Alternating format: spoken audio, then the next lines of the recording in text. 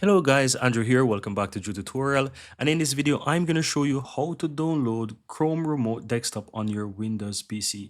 Go ahead and open up your browser and simple type in Chrome Remote Desktop and go ahead and click in Chrome Remote Desktop. If you're accessing this for the first time, you will see access my computer or give access, right, to receive support.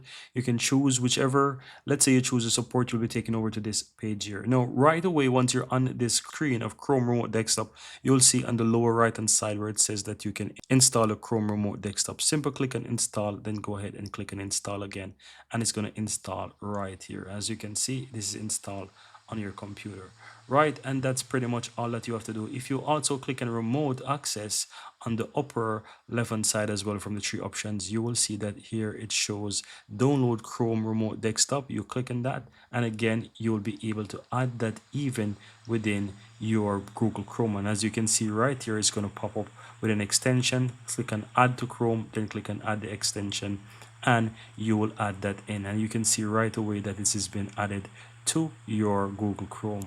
And that's pretty much it, guys. Very easy and very simple.